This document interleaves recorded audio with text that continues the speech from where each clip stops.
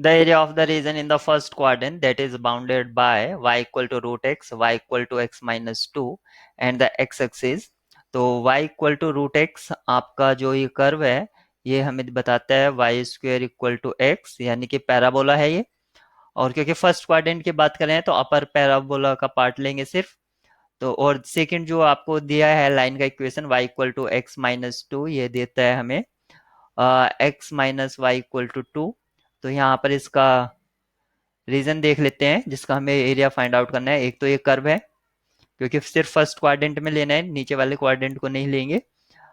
और x minus y equal to 2, अगर x की जगह 0 पुट करता हूँ तो y का वैल्यू आएगा आपका -2। तो सपोज करो -2 पॉइंट ये है, और अगर y को 0 पुट करता हूँ तो x का 0.2। तो ये इसका जो लाइन है वो कुछ इस तरह से है। तो हमारा जो रीजन है वो ये है सिर्फ। अब हमें इसका एरिया निकालना है, तो एरिया क्या हो जाएगा, एरिया हो जाएगा डबल इंटीग्रल dx dy। इसमें सिर्फ अब लिमिट पुट करनी है।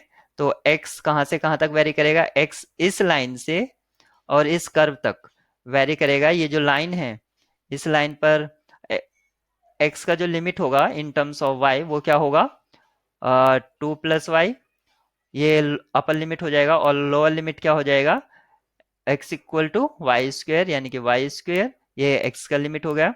और y का लिमिट कहाँ से कहाँ तक जाएगा, तो पॉइंट ऑफ इंटरसेक्शन निकाल लेते हैं। y जीरो से लेकर आपका यहाँ तक जाएगा, इस पॉइंट ऑफ इंटरसेक्शन तक। तो पॉइंट ऑफ इंटरसेक्शन निकाल लेते हैं हम। तो पॉइंट ऑफ इंटरसेक्शन निकालने के लिए मैं क्या करता हूँ, y square equal to x था, और x का यहाँ से वैल्यू निकालता हूँ, क्या आता है 2 प्लस वाई।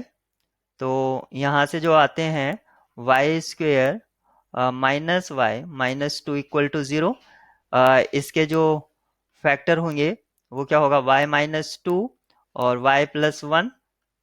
तो यहाँ पर जो y होगा वो y इक्वल टू 2 और y इक्वल टू -1, यानी कि -1 ये तो नीचे का पार्ट हो जाएगा यहाँ पर, तो ये तो लेंगे नहीं क्योंकि यहाँ पर 0 से जाएगा।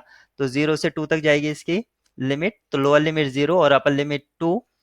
और ये हो गया आपका dx dy।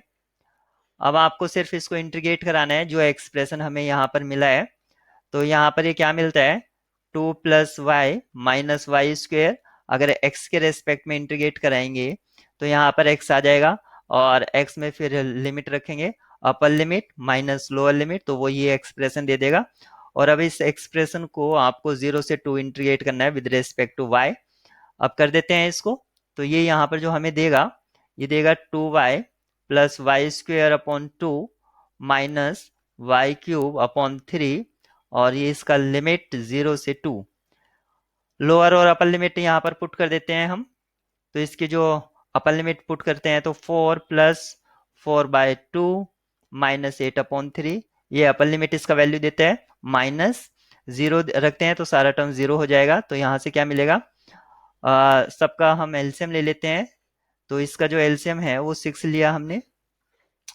तो यहाँ पर 6 4 जा 24 प्लस 3 4 जा 12 माइनस 8 2 जा 16, 24 और 2 26, 36 माइनस 16 अपॉन 6, यानी कि ये मिलेगा आपको 20/6। तो इसका जो वैल्यू है इसको और सिंप्लीफाई कर लेते हैं क्योंकि कैंसिल आउट हो जाएगा 2 से। तो 10/3, 10/3 इसका जो होगा एरिया होगा, 10/3 स्क्वायर यूनिट।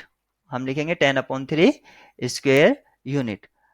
एक्चुअली ये एमसीक्यू बेस्ड तो था नहीं, तो इसका तो हमें ये 10/3 न्यूमेरिकल आंसर टाइप में आपसे पूछा जाएगा कि जबकि इस तरह के जो प्रॉब्लम होंगे